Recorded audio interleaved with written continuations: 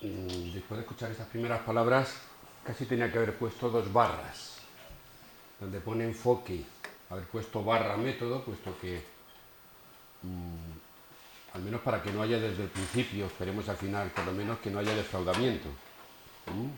Básicamente de lo que voy a hablar es de el enfoque sistémico, y está presentada la sesión como el método estructural. Tranquilos, esperemos a entendernos, que más o menos vamos a llegar a lo mismo y a ver que desde cierto punto de vista puede que a veces sea una especie de juego de palabras, o dicho de otra manera, depende cómo entendamos cada uno de los términos, significado que tengan los conceptos. En realidad vamos a hablar, creo que vamos a hablar de lo que querían quienes amablemente me invitaron, y por eso en primer lugar comienzo expresando mi agradecimiento, que hablar, que es de cómo abordar la investigación o cómo abordar el análisis de la realidad social. Podríamos decir de la realidad en general, pero en una facultad de economía es lógico que hablemos o disparemos fundamentalmente con los elementos que tienen que ver con la realidad social. Y entonces va en primer lugar mi felicitación por que se haya montado este tipo de cursos, me parece una idea excelente, y por lo tanto la felicitación muy particularmente a las organizaciones y a las personas que lo están haciendo, que lo están llevando a cabo, y mi agradecimiento, repito, por esa invitación. Tratando de mantener entonces, respecto a lo que he dicho del título, unos pequeños minutos al menos de cierto suspense, esperemos a llegar más hacia el punto 2. Quiero en primer lugar detenerme, parte del intríngulis creo que va a estar ahí, primero en precisar una serie de aclaraciones, en torno a una serie de conceptos. Quizá, como siempre, estas cosas de aclarar conceptos puede que sea algo más árido, pero yo creo que a la larga es más rentable, porque finalmente de lo que trata es de aclarar de qué sí estamos hablando y de qué no estamos hablando. Entonces, tras esas precisiones, sí que entraré ya de lleno en lo que básicamente son las características de ese enfoque llamado sistémico o sistémico/estructural, como queramos. Después, en tercer lugar, lo conectaré a otra cosa que no deja de ser igualmente un enfoque, que es el enfoque de economía política, al cual me referiré, y terminaré la exposición, por mi parte, tratando de mostrar dos posibles aplicaciones, o al menos de para qué me sirve a mí tener un enfoque sistémico cuando analizo la economía mundial. Una aplicación que sería adecuada al marco de cómo afrontarlo en el interior de una economía, es decir, en un escenario nacional, y otra cómo afrontarlo desde el punto de vista de cuando estudiamos la economía mundial. Eso como. Creo que el enfoque sistémico tiene utilidad, si no, ¿de qué estaría yo hablando? Una utilidad, en mi opinión, es fértil, es fecundo para generar posibilidades de crecimiento. Esto es lo que trataré de ir explicando en los próximos minutos, que es eso de crear posibilidades de conocer, no que de antemano tener un enfoque u otro, en este caso el sistémico, te garantice nada. Bueno, pues entonces esas precisiones en torno a una serie de conceptos en realidad gira en torno a esta serie de cuestiones. Voy a empezar dando una primera idea muy suavecita, tampoco es que la última sea demasiado sofisticada, sobre lo que entiendo que es un enfoque, para después de ir aclarando otra serie de cosas, ir a precisar un poquito más, una idea un poquito más acabada, sí, de qué es el enfoque. Y a partir de ahí, un enfoque, una posibilidad es el sistémico. Pero entonces, detengámonos estos primeros minutos en aclarar esta cosa. ¿Por qué? Porque necesitamos, dije hace un momento, aclarar para qué sí vale y para qué no vale tener enfoque, o por qué sí es conveniente tener un enfoque, en mi opinión, por qué es imprescindible, pero cómo disponer de un determinado enfoque no te garantiza absolutamente nada.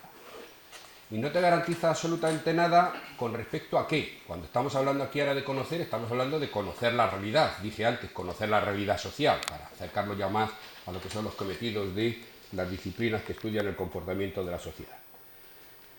Entonces, en ese primer acercamiento decía antes, ¿qué es un enfoque? Pues es eso, es la manera de acercarse a mirar la realidad. Parece una tontería, o parece una especie de obviedad, no, nos acercamos a mirar la realidad de maneras muy distintas, incluso a veces en la propia trayectoria intelectual de uno, sobre todo cuando, ya veis que de pelo poquito, y es que lleva bastantes años trabajando en este asunto, pero le podía ocurrir a cualquier otra persona, o a un grupo de personas, o a una escuela determinada, va viendo que incluso en el transcurso del tiempo, la manera en cómo ha ido produciendo ese acercamiento, cómo lo ha ido haciendo, incluso ha ido variando. Bueno, pues en realidad, ahí diríamos, en esta idea primera aproximativa, lo que ha ido haciendo ha sido variando el enfoque. variando él, a veces lo digo con esta metáfora, remangándose, es decir, cómo me acerco a tratar de entender la realidad.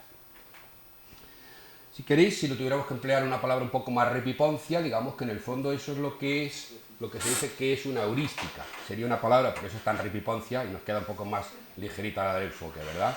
Es decir, no deja de ser un procedimiento de acercarse a conocer. Cuando queremos conocer, lo hacemos a través de unos cómo, de unas maneras, de unos procedimientos.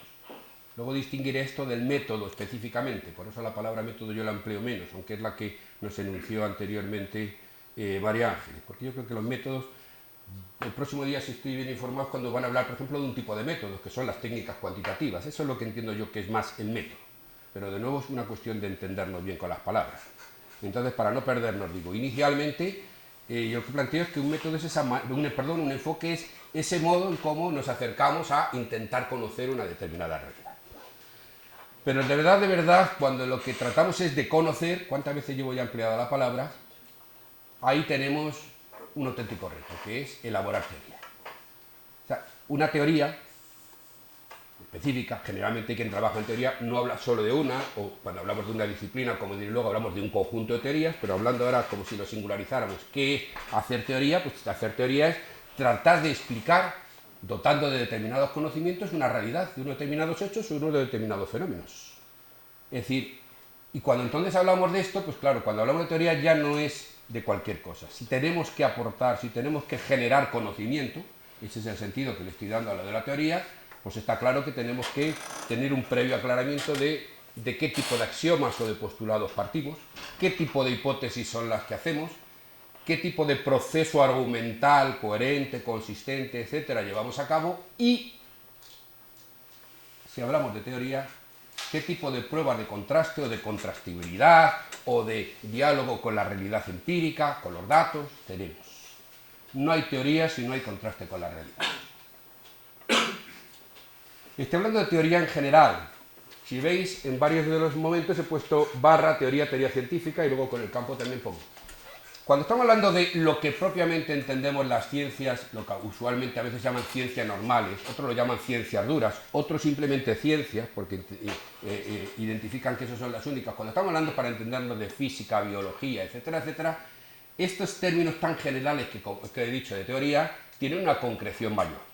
Trabajan fundamentalmente, en primer lugar, con formalizaciones matemáticas. ¿Por qué? Porque es un lenguaje claro y absolutamente verificable. Es decir, si yo estoy diciendo que A determina B y eso luego a través de la función tal, es de eso de lo que estoy hablando, no estoy hablando de otra manera. Es un lenguaje exageradamente más preciso. Las ciencias, estas que entrecomilladamente yo llamo normales, trabajan con una formalización matemática.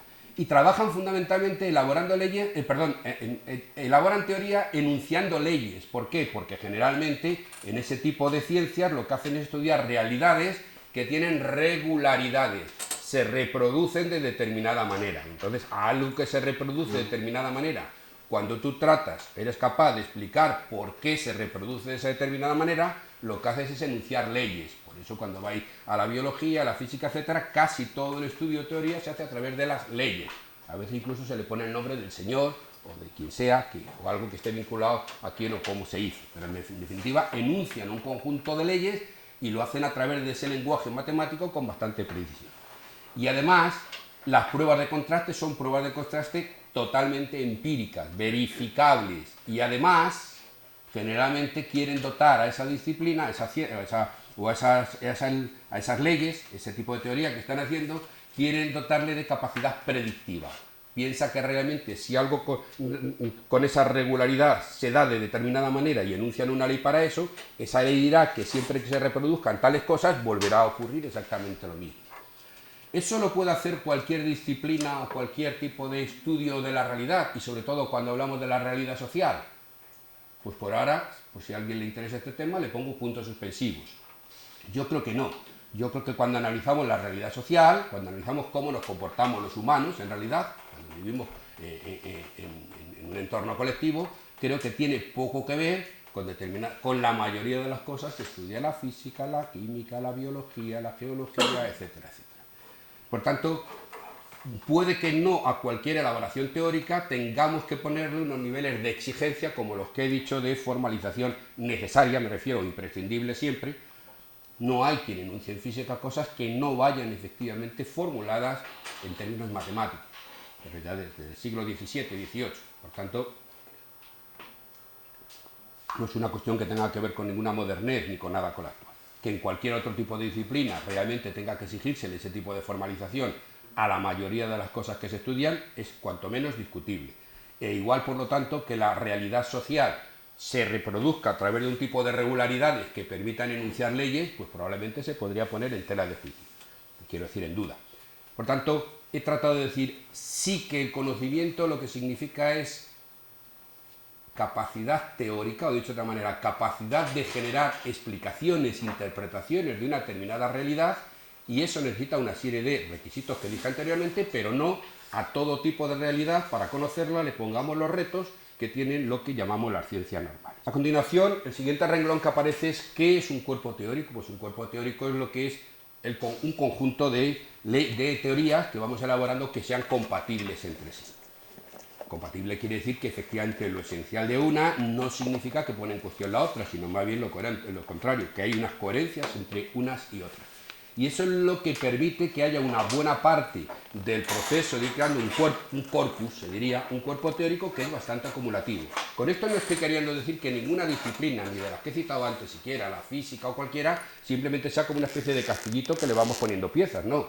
Muchísimas veces el propio avance significa ir quitando piezas que anteriormente se habían dado por ciertas, porque sin embargo luego con el paso del tiempo pues aparecen otras teorías, algunas que las desmienten u otras que las superan. Dicen cosas las mismas pero distinto o más, etc. Pero a lo que voy es a que sí que en cualquier caso hay un cierto proceso acumulativo, que es el conocimiento de una determinada realidad va increciendo, va a más, y por lo tanto el conjunto de esas teorías van creando un cierto mecanismo, un cierto proceso, digamos, acumulativo. Cuando entonces no hablamos de unas teorías específicas, sino de esa conjunción, lo que estamos hablando es de un cuerpo teórico. Y cuando todo eso es codificable, lo que significa que hay un grado de homogeneidad bastante grande entre ellos, de lo que hablamos directamente, pues que es un campo disciplinar.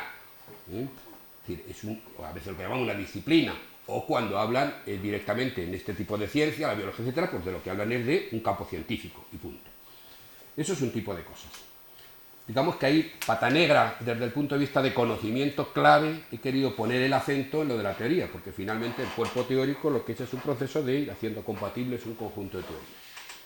¿Qué tiene que ver esto con las tradiciones de pensamiento? ¿Qué es lo que encontramos? En general sería planteable o aplicable a cualquier tipo de disciplina, también entonces en estas otras ciencias duras, etc. Pues que en general lo que hay es un proceso donde el trabajo científico, donde el trabajo, el esfuerzo por conocimiento, el esfuerzo por elaborar teorías, etcétera, se hace de una manera grupal, se hace a través de un conjunto de agrupaciones. Esas agrupaciones, ¿qué es agrupaciones? Pues bueno, no nos engañemos. Es aquello, en el fondo aquello de cada maestrillo tiene su librillo, pero no pensemos en nivel individual, sino a nivel de agregados de gente, tiene cada cual su propia forma de enfoque, a una serie, lo que llamamos a veces escuelas, que es a lo que luego voy a identificar, las tradiciones de pensamiento e investigación, es aquello que hace que se mire la realidad de determinada manera, las técnicas que se utilizan son determinadas, las partes de teoría que se dan por válidas son estas y no otras, es más, estas nos parecen bien y aquellas otras que dice otro tipo de escuela no nos parecen bien. Y hay incluso una especie de estructura de compromisos. Cada tipo de tradición de pensamiento escribe en determinado tipo de revistas, unas son muchísimo más de no sé qué cuerda, otras son de más. La gente que se vincula en grupos de investigación desde el principio, alguien sabe que va a ser luego difícil si está vinculado a tal grupo, que lo que vaya a defender es las teorías de otro tipo de tradición. Es decir, finalmente los procesos de avance en el conocimiento se dan también de esa manera con un montón de elementos. Había un filósofo y físico del XIX y matemático, Poincaré, que decía que en el fondo muchas de estas ideas que tenemos de cómo se forman las escuelas son muy convencionales. Bueno, quizá no es así o no es así, pero sí que en todo caso sí que son muy por agrupaciones. Y si hablamos desde luego de cuestiones que tienen que ver con las disciplinas sociales o particularmente con la economía, pues muchísimo. Luego me referiré más en concreto que estoy entendiendo de cuestiones actuales que podrían ser tradiciones de pensamiento. pero es aquello que finalmente a veces crean códigos de comportamiento a nivel de qué piensan, cómo se acercan, el enfoque, etcétera, que divergen los de esta escuela de los de esta, de los de esta y de los de esta. Y hay otra cosa que es tener una cosmovisión, que es en el fondo tener toda una concepción del mundo. Yo emplearía casi como sinónimo tener una cosmovisión y tener una ideología. Si alguien se pusiera demasiado estilista, para demasiadas florituras, pues diría que lo que distingue tener cosmovisión a tener directamente ideología es que la ideología también entraña una especie de programa de acción. Tengo una determinada visión y tengo una forma de intervenir socialmente para orientarlo en esa dirección. Bueno, lo entendamos al menos en el nivel aproximativo en el que yo quiero presentar esto ahora para ir a lo que creo que es lo más relevante. Lo entendamos de una manera o lo entendamos de otra, tener una cosmovisión es tener y que la tenga. Yo digo a veces en broma, creo que me entenderéis dentro de un minuto, la gente que tiene suerte de tener esto, tiene todo un conjunto de elementos donde entran axiomas, creencias, teorías, convicciones, un conjunto de cosas que le hace pensar que el mundo funciona de una determinada manera. Eso es, por decirlo de alguna manera, transteórico. Todo eso no se adecua a los requisitos que necesita una teoría, pero si alguien lo tiene, lo tiene. Tiene una concepción de todo, incluso se puede explicar, según determinado tipo de cosmovisiones, cuáles son los elementos que de verdad le importan al individuo. Bueno, hay una que me parece que os suena porque le da nombre al curso, que lo tengo aquí, más allá del Homo economicus, hay una, por ejemplo, la que considera el Homo economicus, que con la visión de lo que piensa que es el comportamiento hacia lo económico de los individuos, lo que tiene es toda una concepción del mundo. Pero a verlas hay las más, que realmente son esto. ¿Por qué he sacado a colación desde cuerpo teórico lo de las tradiciones, las cosmovisiones, etcétera? Porque para retomar ahora otra vez el tema del enfoque, lo que quiero plantear aproximadamente es lo siguiente, como ideas esenciales. Conocimiento, el conocimiento avanza en lo que son capaces las teorías de elaborar. Tener teorías, fundamentar buenas teorías, es lo que hace avanzar el conocimiento. Y no hay teorías sin contraste, de un tipo o de otro. En las disciplinas sociales, y particularmente en muchas cosas de la economía, el grado de contrastabilidad y cómo hacer esa contrastabilidad, lo que se llamaría la parte empírica del proceso de conocimiento, a veces es difícil, arduo y en ocasiones con un montón de elementos convencionales. Pero no hay teoría sin capacidad de contraste con lo que dicen, por así decirlo, los datos, las evidencias. ¿Y qué tiene que ver? Digo, aclarando que para mí, por eso dije en broma antes que esto, la pata negra del tema es, efectivamente, la capacidad de elaboración de teoría. Eso es lo que nos permite conocer más y mejor la realidad en la que vivimos y, en última instancia, es la aspiración de cualquier esfuerzo intelectual, conocer lo que uno tiene delante, a lo que uno le rodea, más y mejor cada vez. Eso se hace elaborando teorías. Y para elaborar teorías no se necesita, no estoy diciendo otra palabra, no se necesitan cosmovisiones, no se necesitan ideologías. Pero con esto no estoy queriendo decir que quien tenga una cosmovisión no pueda hacer teoría, sino que no confundamos. Es decir, yo tengo tal concepción del mundo que me dice que es así. Pues estupendo. Nada que objetar. Yo no la tengo, soy más practicista y no sé qué. Pues estupendo. Ambos dos pueden afrontar el estudio de la realidad. Pero tenerla o no tenerla no dice nada de que vayas a elaborar una teoría y que esa teoría sea buena o no, es decir, que sea capaz de dar interpretaciones o que no. Entonces, igual que no te da, no te quita nada. Por eso también ahora insistiría la otra contraparte, que es lo que está ahí en el punto 3. Disponer de tener una cosmovisión o participar, luego diré, en una tradición de pensamiento, no te garantiza que vas a elaborar teoría, por lo tanto que vas a tener más capacidad de conocimiento, pero tampoco te incapacita. Es decir, aquí no hay números clausus. Si tú tienes una cosa, la tienes, pero eso no te garantiza otra distinta. Y creo que estoy dejando claro, a fuerza de volverme un poquito pesado, lo que entiendo que es la vinculación entre teoría y elaboración de conocimiento. Y ese es el reto fundamental cuando de lo que estamos hablando es de la actitud y el posicionamiento intelectual para mirar uno diciendo qué es lo que me rodea, cómo se comporta esto que me rodea, cómo lo conozco, cómo lo interpreto, cómo lo explico. Empleemos un tipo de término u otro, creo que nos entendemos. Entonces, tener ese tipo de cosas, dentro de un momento lo voy a hacer lo mismo para el enfoque, porque llevo unos minutos olvidándome del enfoque, pero descuidaos que ahora llegamos. Tener o no tener ideología, cosmovisión, como lo queráis, o si se identifican las dos cosas, ni te incapacita ni te garantiza nada. Lo tienes y lo tienes. Y punto. Porque lo tienes, porque te lo has tenido desde niño, porque te lo han inculcado, porque lo has ido adoptando tú, estás sobrevenido por el motivo que sea. ¿Por qué estoy tratando de decir esto? Porque lo que comúnmente mal llamamos muchas veces escuelas, yo creo que están, sobre todo las grandes, ahora lo diré más en concreto, yo creo que están a caballo entre ser tradiciones de pensamiento y ser solo tradiciones o ser también cosmovisiones. Y ser de una cosa u otra, como ser de un equipo u otro, porque al fin y al cabo lo que he dicho antes de las tradiciones de pensamiento es pertenecer a grupalmente a algo que trabaja de determinada manera. Eso igualmente tampoco te garantiza nada. ¿Qué es en realidad lo que común y malamente llamamos escuela neoclásica o teoría incluso neoclásica? No deja de ser, a caballo, repito, yo diría propiamente que es pura y simplemente una cosmovisión, pero cuanto menos es una tradición de pensamiento, una forma de trabajar, en este caso en la economía, si es de lo que hablamos, que es básicamente, en mi opinión, lo que se entiende normalmente como marxismo, una cosmovisión.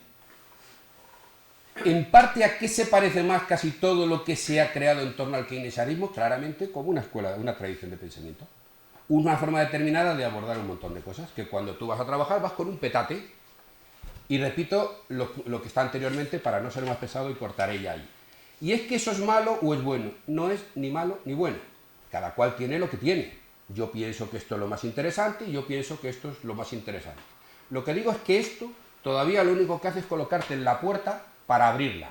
Entendiendo que abrir la puerta es capacidad de generar conocimiento, que es lo que hay después de la puerta. Cada cual se presenta en la puerta como puede. En lo que cree, en lo que piensa, en lo que le han educado, lo que ha aprendido, etc. Ahora, generar teoría, la puerta está todavía cerrada. Uno, con todas estas cosas, perteneciendo a una tradición o no, perteneciendo, teniendo un tipo de ideología o no teniéndola, etc., ni se garantiza, ni en principio tiene nada de negativo. Pues si es que la tienes, la tienes. Ni te da la placa sheriff, ni te mandan a la cárcel. Ninguna de las dos cosas. Ni cielo, ni infierno. Lo único que queda, y sigue esperándole a uno u otro, es lo mismo que es abrir la puerta.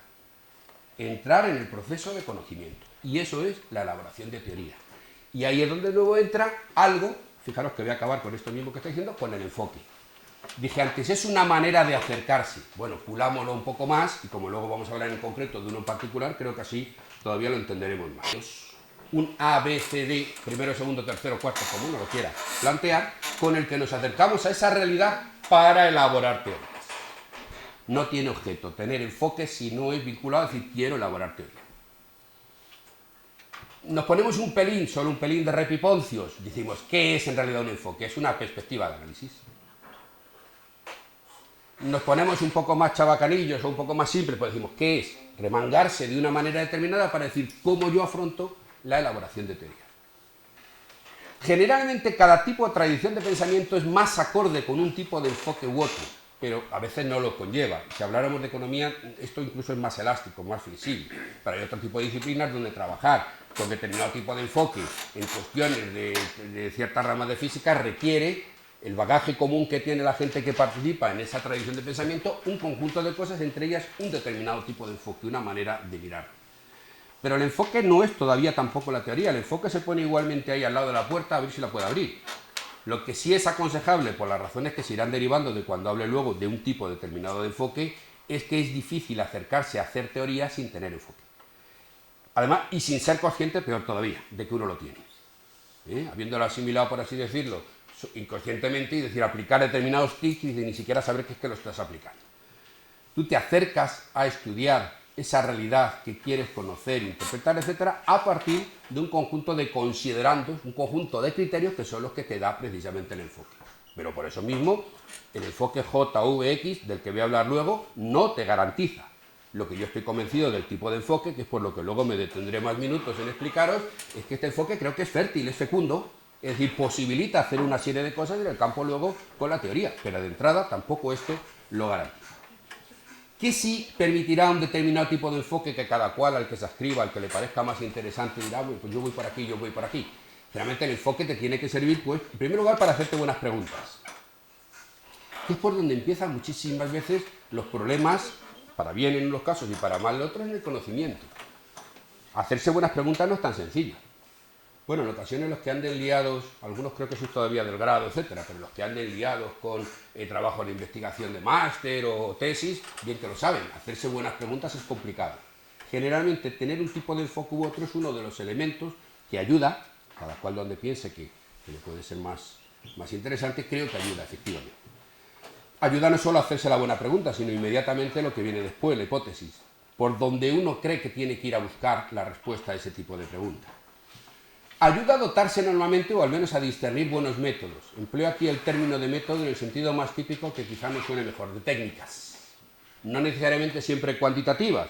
Hay un tipo de técnicas que son cuantitativas. No. La técnica es el procedimiento concreto de cómo opera, la operativa, por así decirlo, de cómo actúa.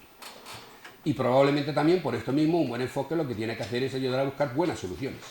Pero, y ahora ya no lo voy a repetir más veces, no lo garantiza. Lo que dices es, desde aquí me acerco para actuar. En definitiva, no deja de ser, y vuelvo a emplear ahora para terminar esta primera parte, casi de las primeras palabras que empleé. No deja de ser un cómo.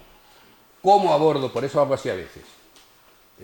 ¿Cómo me preparo? ¿Cómo abordo el tipo de esfuerzo teórico que quiero realizar? Por tanto, al final, el conocimiento, decía yo a modo de conclusión aquí, ¿qué requiere? Requiere tener enfoque, requiere tener método, en el sentido que le acabo de dar a la técnica, y requiere tener enfoque y método para elaborar teoría. Y la teoría es lo que hace avanzar el conocimiento. Cuesta hacer una brevísima, un esquema muy simplificado, pues lo que quería decir es que casi todas las cosas tienen relación con el enfoque, pero el enfoque fundamentalmente lo que le saco es una línea más gruesa hacia las teorías. Y generalmente cada tipo de tradición tiene un tipo de enfoque más o menos específico. Lo demás no queda para nada, desde mi punto de vista, claro, invalidado, pero ninguna cosa entra todavía en garantizar el recorrido por allí. Teorías, si hablamos de las ciencias, teorías científicas, campos disciplinares, si hablamos de las ciencias, campo científico, y formulación, al final, formulación, articulación de tradiciones o corrientes de pensamiento, o a veces se llaman así más simple escuelas. Nuestro tema es el tema de enfoque, y a partir de aquí digo, aclarado de qué creo yo que es un enfoque, vamos a pasar a la segunda cuestión, que es el enfoque estructural. ¿Cuál es su fundamento? ¿En qué se basa? En considerar que la realidad de estudio, la realidad que se quiere conocer, si hablamos de temas sociales, la realidad social, básicamente es una totalidad. Es una cosa única, es un todo, en ese sentido de totalidad. Dicho de otra manera, consta o está compuesto, voy a repetir dos palabras, está compuesto de componentes o consta de componentes y de vínculos, de interrelaciones, de articulaciones. Uno dice, ¿cómo mira entonces un enfoque sistémico en la realidad a estudiar? La mira con algo que no es, por si alguno ha estudiado algo de metodología, no es exactamente, o dicho de otra manera, es más, en un sentido más fuerte lo que quiero decir, que el holismo. A ver si incluso al que no haya escuchado esta palabreja sí que le suena por otro lado, que yo del todo es más que las partes. No es que el todo sea más que las partes. Desde una visión sistémica, el todo es distinto de las partes. El todo tiene atributos, tiene propiedades que no las tienen las partes. Es decir, uno mira desde una visión sistémica, desde un enfoque sistémico, cuando es capaz de captar identidades específicas, componentes que permanentemente están en interrelación. ¿Y qué es la realidad? Esas dos cosas juntas. ¿Qué es la realidad? ¿Qué es el enfoque sobre la realidad? Esas dos cosas juntas. La visión sistémica dice, hay unos componentes y unas articulaciones. Y esa suma en dinámica es lo que es la visión de partida. Por eso ponía, la totalidad es distinto de la suma de los componentes. Pero es distinto porque tanto importancia tienen los componentes como lo tienen las interrelaciones que permanentemente tienen. Espero que esto, que en el nivel en el que hay, inevitablemente suene ciertamente general o incluso abstracto, pensemos luego cuando, por eso he pensado que también sería más interesante el tema de poner algunos ejemplos prácticos de cómo creo que esto se puede entender. Pero si tengo que explicar qué es un enfoque sistémico, luego diré que la visión cuando se ha teorizado estructural es esto mismo, pero tengo que definir lo que son sus características principales. El punto de partida es esa idea de totalidad y, digamos, esos criterios que dije antes, que no dejaban de ser esos procedimientos con los que queremos generar conocimiento, pues lo podemos desagregar en 5 puntos. El primero podría haber dicho, lo que pasa que como antes he citado totalidad, pues digo, si eso es la síntesis de la visión de todo ello, pues, pero la idea es la misma. Es decir, ¿qué es la integralidad? El ver la realidad del estudio como una cosa única.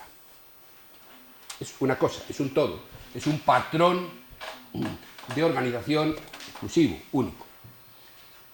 Segundo atributo con el que uno lo ve. Y entonces lo siguiente ya son cosas que se mueven. Si lo primero es veo una cosa única, ahora voy a ver esa cosa única en movimiento. El segundo elemento es la historicidad. Ver que ese tipo de patrón de organizativo es un patrón de organizativo que ha surgido con determinadas características, es decir, que tiene historicidad, que ha surgido y por lo tanto, ya vendrá lo siguiente, es dinámico, quiere decir que se mueve, quiere decir que varía también a lo largo del tiempo. Entonces, la historicidad es lo que pone el acento y en los temas sociales, pues que voy a contar, ¿no? Esto sí que creo que no merece la pena que no tengamos un minuto. Prácticamente cada hecho, fenómeno importante tiene su historia. Dicho de otra manera, no es un porqué.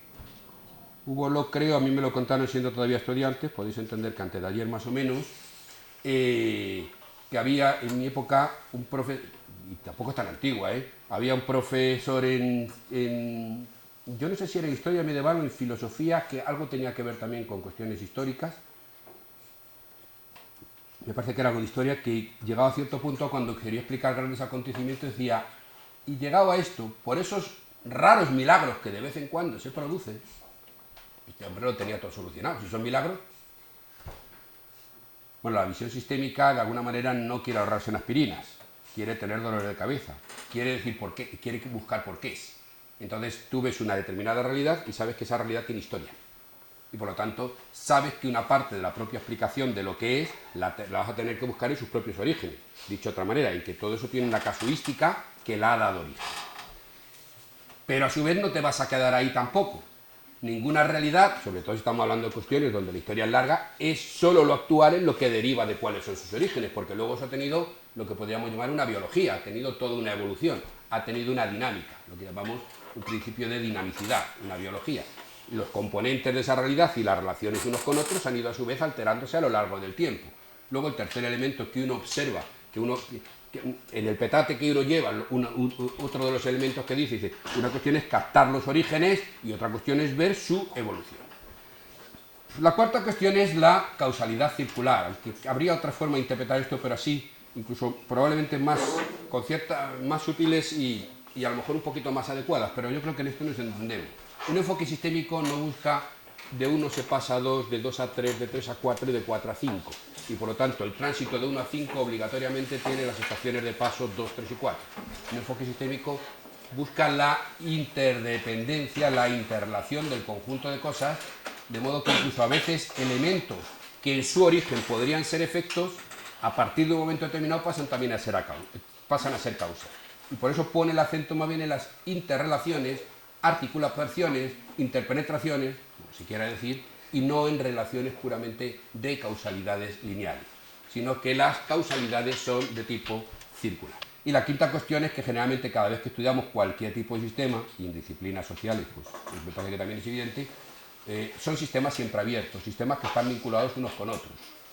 Entre otras cosas, eso es lo que da origen a que cada vez, y ya no porque uno tenga una visión sistémica, sino que incluso por sentido común, en muchísimos estudios, muchísima gente dice que esto tiene que ser interdisciplinar. Claro, porque tiene que ver con elementos de economía, con elementos sociales, políticos, antropológicos, etcétera, etcétera. Es decir, normalmente tendemos a captar los sistemas como sistemas interpenetrados y desde ese punto de vista sistemas abiertos. Justo, en buena medida, casi tal como lo he definido de esta manera, tal como he ido explicando estos 5 criterios o atributos de esta manera, es como de alguna forma también lo harían cuando nacen los años, viene ya de antes, como siempre las cosas decimos, nacen en tal momento, pero cuando sale la teoría de sistemas, que es la que da más, digamos, el copyright del sentido sistémico, ¿no? Bertolán y otros serie de autores. Es decir, básicamente la primera visión de esto era muy ingenieril. al ser muy ingenieril, en ocasiones sí que tenía, por ejemplo, aceptando lo que era elementos de explicación de causalidad circular, pero muchas veces tendía a ser un engranaje demasiado rígido. Con el tiempo, el pensamiento sistémico, el enfoque sistémico se ha ido aplicando a muchísimas disciplinas y muchísimas tradiciones de pensamiento en el campo de la biología, de la física, de la psicología y de un montón. Es decir, disciplinas muy diversas. Y esas son las características. Esas características le podemos poner luego una serie de acompañantes y una serie de matices. Aclarado esas cosas, ¿qué no caracteriza a un enfoque sistémico? Pero, y quizás por aquí, sobre todo por si también pudiera servir luego fuera interesante también en el propio debate. Esas características que yo he dicho son marcadamente distintas de otras, pero no se oponen a ellas. Y sobre todo voy a poner la primera, sobre todo las dos primeras que podrían ser como más, podrían parecer chocantes. Un enfoque típicamente mecanicista es el enfoque de 1 se pasa a 2, a 3, a 4, a 5. Claro, he dicho, el enfoque sistémico es muy distinto de esto. Pero el enfoque sistémico, y por lo tanto si es muy distinto, se opone desde el punto de vista, digamos, de lo más sustancial a una idea mecanicista.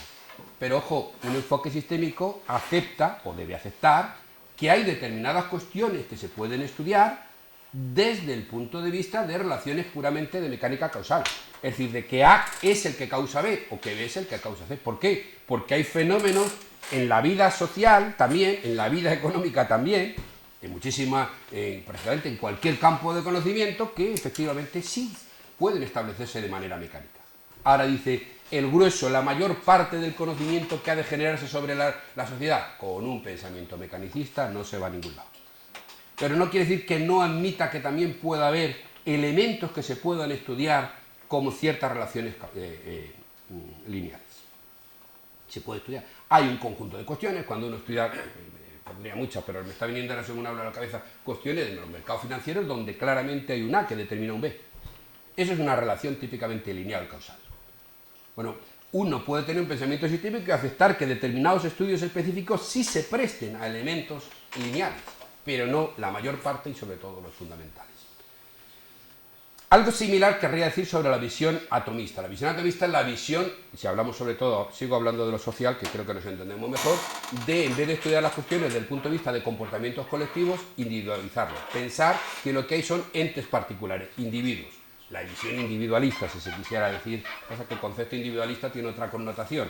Cuando hablamos en estos términos más de epistemología, metodología, etcétera, se emplea más lo de la visión atomista, de átomo, digamos, de ver cada cosa separada de la otra. Claro, aquí cuántas veces he empleado ya en este ratito el término de interdependencia, articulación, relación. Pues claro, la tendencia a segmentar o a estudiar cosas muy específicas, aisladas, pues está claro que es la idea básicamente contraria a la que he estado diciendo. Ahora, hay elementos que se prestan también a estudiarse de una manera atomista.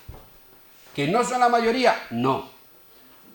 ¿Que son las cuestiones probablemente no las más centrales, no solo ni mayoritarias ni fundamentales? Pues sí, seguramente, en mi opinión, seguro. Ahora, que tampoco significa que un pensamiento de tipo sistémico, una forma de pensar, una forma de enfocar, un tipo de elaboración teórica surgida de pensamiento sistémico, todo lo que queráis ir diciendo de sistémico, necesariamente diga A, no puede en ocasiones plantearse cuestiones de relaciones lineales, y B, no puede plantearse cuestiones de análisis específicamente individuales.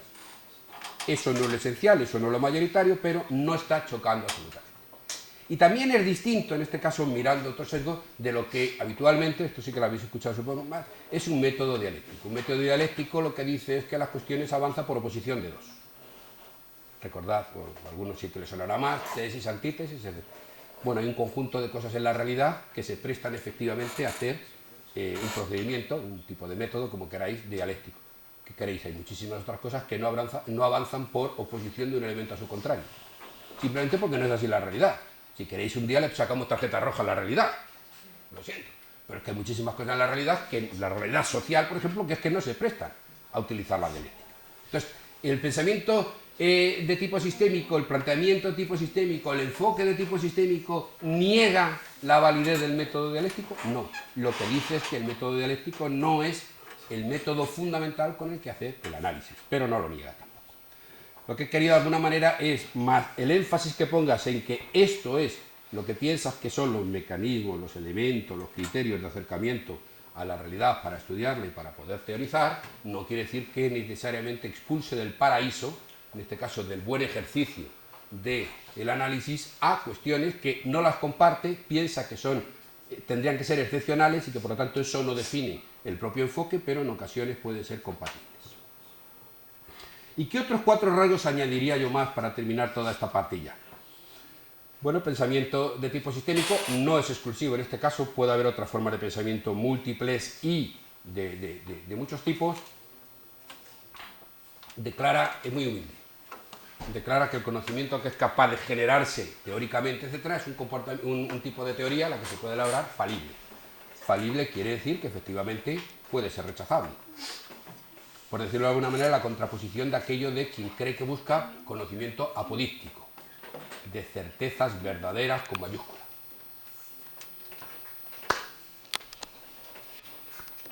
Si lo queréis, hablando un poco en broma, pero creo que me entendéis, es un pensamiento bastante laico. Piensa que lo que la realidad social se deja conocer es de manera limitada, de manera contradictoria, de manera a veces parcial, y que por lo tanto ese tipo de conocimiento, con esa aspiración a que efectivamente haya un mecanismo de acumulación que cada vez permita conocer muchas más cosas, pero el conocimiento en muchísimas cosas de la realidad ofrece tantas dificultades que se presta que efectivamente demasiadas veces te des cuenta que el acercamiento que has hecho, la forma de teorizar aquello, pues conlleva una serie de limitaciones, o a veces incluso de elementos insatisfactorios, o de errores, o como se quiera llamar. Entonces, el conocimiento falible dice que es un conocimiento que no es, por utilizar ya este término, apodíctico, no es de búsqueda de grandes verdades universales, de grandes certezas, ni nada de eso. Por eso digo en broma que es más laico, que es más modesto.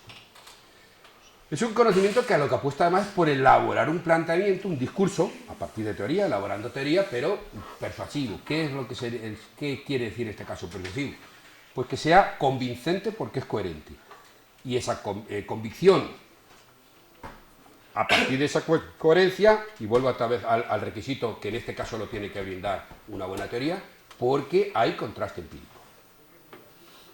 Por estas aulas pasó alguien contando una teoría, da igual cuál, pero lo hizo contando una determinada teoría y me dijeron que era profesor universitario, y dijo, justo es que en esto creo porque esto no se ve. San Agustín Dixit. No, el pensamiento tiene que ser con convicción, porque es coherente, y eso en parte tiene que ver con que efectivamente está validado con el contraste, con el diálogo con la propia realidad, a través de los datos, a través de la validación empírica. Si no, lo otro lo quitamos en un conjunto de creencias, pero entonces creo que a mí no me habéis llamado para hablar de creencias, ni de religiones, ni de dogmas, ni de nada de esto. Estoy hablando de una cuestión que es ajena a todo eso. La tercera cuestión que se deriva de lo anterior es que constantemente es un ejercicio, si lo que hay es componentes e interrelaciones, pues un profesor que sea bastante gestual, como lo soy yo, muy gesticulón a veces con las manos, etcétera, pues constantemente para hacer análisis lo que tiene que estar, para hacer este tipo de explicación, utilizar bien un método, un enfoque de tipo sistémico, constantemente lo que está haciendo es análisis. ¿Qué es análisis? Análisis ahora, el concepto de análisis lo utilizamos a veces genéricamente de estudiar, yo mismo lo hago, marco analítico, etcétera, etcétera, pero realmente en el sentido que se utilizaría en la química, el análisis es ir a lo particular, ir a esos elementos y esas relaciones. Esta realidad la considero con 4 elementos y las relaciones de este con este son tal, ir a estudiar esa parte particular, pero luego síntesis, porque solo la realidad que estás estudiando es una cosa única. Entonces hay una combinación de desbrozar, despiezar, por decirlo de alguna manera, y posteriormente juntar, sintetizar. En el lenguaje de un epistemólogo muy interesante decía que lo que había era piezas y engranajes. Pues yo creo que aunque sea un concepto muy de mecánica y yo de coche, la verdad es que entiendo un poquito, pero hasta ahí sí llego también a entender. Es decir, una cosa son las piezas y otra cosa es el engranaje de conjunto, donde tienes que poner las piezas de determinada manera, tiene que haber determinada vinculación, etc. Bueno, pues digamos, constantemente estás yendo a el estudio de los componentes y de cómo se relacionan uno con otro y luego ver la visión de conjunto de todo ello. Pues de alguna forma, esto es otro rasgo que también identifica al enfoque sistémico. Y otra cuestión que tampoco sería propio, porque la prueba es que el maridaje puede ir de un lado de aquí a allá o de allá a acá, es que perfectamente puede ser, o debería ser, o debe ser, y dentro de un momento voy a pasar a hablar de un ejemplo de esto, compatible con otros enfoques. Dentro de un momento hablaré de un matrimonio que en mi opinión es y debería ser muy bien avenido, de dos cosas que no dejan de ser enfoque. Una, que es la que estoy hablando, que es el enfoque sistémico, y otra que hablaré dentro de un momento. Es el enfoque de economía política. Yo creo que hay una forma de entender la economía política, la podríamos llamar economía política sistémica, por darle un nombre, que nos facilita mucho ya, si estamos hablando de economía, entender un montón de cosas. Y no deja de ser lo que yo llamaría la feliz unión, feliz matrimonio, la feliz pareja entre dos cosas que son enfoques, que ni uno ni otro garantiza tampoco nada, pero de esto hablaremos. Bueno, por tanto, no es ese enfoque sistémico, no es una teoría, menos todavía la teoría de carácter científico, en el sentido que empecé a hablar antes de qué es lo que estaba entendiendo de la ciencia, pero si el enfoque es bueno, debe ayudar a elaborar buenas teorías. Eso ya luego lo dice uno, eso ya es ponerse a trabajar con ello, ponerse a escribir, ponerse a tratar de teorizar cosas y que se vea que eso da resultados. Eso, al país, casi solo, pero en una exposición de un rato, de una hora, no da para más, casi solo anuncio. Ese es un enfoque que creo que es fértil, pero claro, la fertilidad luego hay que demostrarla, en el sentido de que hay que ponerse en ello. Bueno, ¿eso a qué te ha podido dar lugar? ¿O a qué tipo de cosas son las que la gente que trabaja en cualquier disciplina, dije que esto lo podemos encontrar desde la biología, la psicología, la economía, donde sea, pues a qué da lugar? Antes de pasar entonces a ese feliz maridaje, que era el punto 3 de la economía política de un enfoque sistémico, voy a detenerme, ahora ya llego a lo de la estructura, unos minutos, y aclarar por qué perfectamente se podía, si el sentido de lo que llamamos método es lo que he estado describiendo como enfoque, que en ocasiones es lo que se llama la metodología en sentido amplio, pues podríamos hablar de método, y lo que voy a decir ahora, si las características principales de lo que llamamos estructuralismo tiene que ver con lo que he estado planteando como sistémico, pues enfoque barra método, sistémico barra estructura.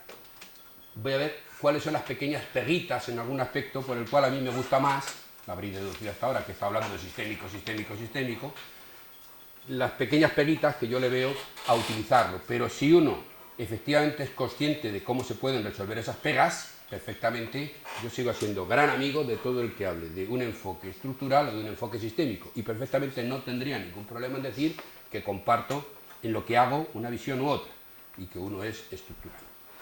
Vamos a ver dónde estaría parte del asunto.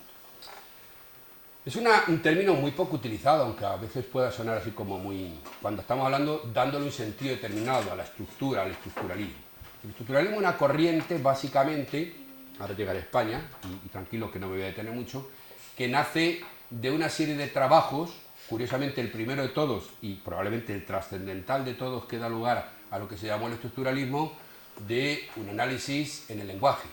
Ferdinand Saussure, en 1907, 10, 12, en esa época era cuando escribía, estoy hablando de principios del siglo XX, donde, a su modo, su creencia que lo va convirtiendo en una forma de trabajo, y por lo tanto le vale como una metodología de análisis, y por lo tanto le vale como un enfoque, en creer que los elementos de los sonidos, de la fonética, responden a unas estructuras dadas, y que lo que uno tiene que hacer es descubrir esas estructuras. Y entonces, perdón por la palabra, pero tengo que emplearla, lo que él piensa es que hay unos isomorfismos, unas formas de traslado, básicamente, entre lo que ocurre en la realidad y la manera en cómo lo podemos formalizar. Y ahí se ha podido llegar a muchas cosas, incluso a intentar formalizar, por ejemplo, en el propio lenguaje, y creo, yo aquí ya soy lego, pero lo que he escuchado es que se han obtenido muchísimas cosas de grandes avances, esa formalización del lenguaje en términos matemáticos incluso. Pero parte de esa realidad donde dice, bueno, lo que yo capto cuando quiero estudiar esto está organizado. Se trata de descubrir cómo es esa organización. Entonces, mi propio pensamiento tiene que estar adecuado a eso, porque hay tiene que haber una interrelación. Bueno, de esa idea, fijaros, de lo que estoy hablando, se pasa fundamentalmente por parte, en este caso, de Levi Strauss, en los años 40-50, a tratar de aplicar esto mismo a la antropología. Después otra serie de autores pasan a querer aplicarlo al psicoanálisis, Jean Lacan, que pasan a querer aplicarlo a cuestiones más de cultura, a cuestiones de la psicología, Jean Piaget, a cuestiones aplicadas a la filosofía, Michel Foucault, a cuestiones aplicadas a la comprensión, a la omnicomprensión del marxismo, Louis Althusser, etcétera, etcétera. Digamos, la característica común de todo ello es, y son los primeros que emplean el concepto de estructura, creer que la realidad misma está ahí, compuesta de estructuras, y lo que yo tengo que hacer es desentrañarlas, por decirlo de alguna manera. Y en la medida en que las desentrañe, como un buen detective, en la medida en que busque cuáles son las correspondencias que yo tengo mentales para acercarme a ello, por eso lo del enfoque, pero a algo que en sí mismo ya tiene estructuras. Esa pues, parece ser, en lo que yo tengo entendido, en ciertos conocimientos, que en su momento, como en tantas cosas, para cierto grado propició un conjunto de avances en un montón de disciplinas que tienen que ver con las que he citado y algunas otras.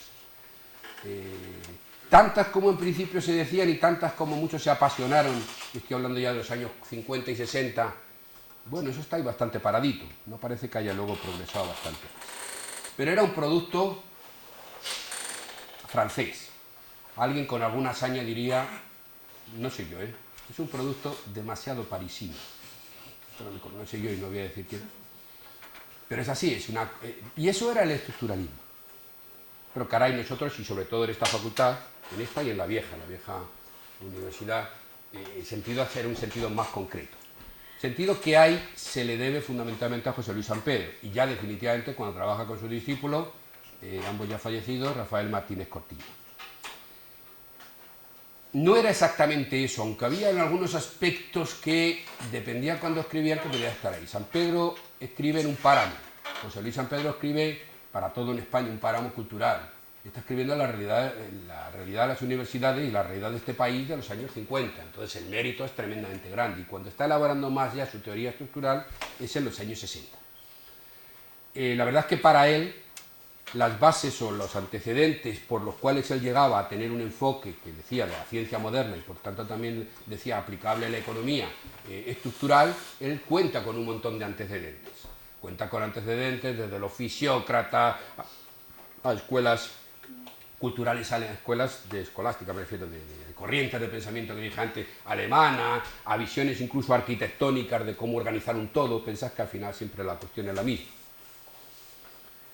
Pero él reconocía, por ejemplo, y él no era para nada marxista, decía que un empuje definitivo para lo que es una concepción estructuralista como la que él compartía, dice, realmente en la economía, la primera concepción moderna y más bien global que se ha dado sobre la estructura, o sobre el estructuralismo, la dio Marx. Entonces, digamos que pensaba que había un conjunto de antecedentes entre los cuales consideraba también como muy importante, con especial énfasis, a Marx. Pero la gama, digamos, de antecedentes lo veía varios.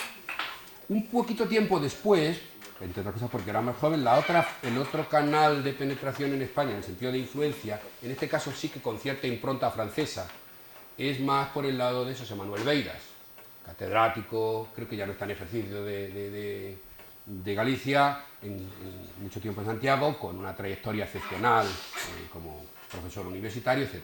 Él se había formado en parte con François Pérou, que era un historiador que utilizaba, además era de los que utilizaba el concepto mismo de estructura, no la visión estructural, sino el término de estructura. Y luego también era marxista y cada vez, digamos, con un planteamiento más apoyado también por el marxismo. Son las dos maneras en cómo entra básicamente el concepto de estructura. Como luego voy a poner varias frases que creo que son definitivamente claras de José Luis San Pedro, veréis que tomado en su acepción normal de cómo se ha entendido y cómo lo estudiamos, yo estudié en estas aulas ya prácticamente el segundo año que José Luis San Pedro acababa de sacar aquel libro, el pensamiento de lo que yo he contado y las frases que voy a leer diríais, pues es exactamente lo mismo, y lo es. Lo único que ocurre es que es el pensamiento estructural no ha terminado de desgajarse de esa visión, que en broma dije francesa, esa visión de creer que efectivamente la realidad misma está organizada estructuralmente. Veréis que voy a leer una frase de José Luis San Pedro que dice que no es así, su visión es otra cosa distinta, pero leyendo y leyendo uno dice, aunque por un lado plantees esto, entonces yo creo que el mérito es excepcional, la visión que tenemos muchísima gente en lo que nos hemos formado, y se llame uno sistémico, se llame estructural, en la visión José Luis San Pedro, y desde ese punto de vista abrió, este sí que abrió desde el punto de vista del enfoque, un terreno enorme. ¿Cuál es la otra? La peguita 1, digo, es esta que he citado. La peguita 2 es que, claro, por otro lado era una asignatura que había que crear llamada estructura económica. Entonces, uno piensa que en la economía el análisis estructural es una, pensaban sus autores inicialmente que era una rama de la economía. Según todo lo que he dicho, creo que no tiene ningún sentido decir que es una rama. También lo puedo entender, lo que era pelear en los años 60 para que hubiera una disciplina donde se enfocaran las cosas de esta manera, donde se hablara del hambre, de la miseria, de la desigualdad en el mundo y de miles de cosas. La España, estoy hablando de finales de los 50, años 60, y efectivamente que uno diga, y todo esto al final hace que lo que entiendo por estructura económica es una rama de la economía y tiene que tener una asignatura. Esa es la que yo estudié, la asignatura de estructura económica. Hombre, exactamente ser una rama de la economía yo creo que no lo es. Se contradeciría bastante lo que estoy diciendo en el énfasis que he puesto del principio, lo de los enfoques.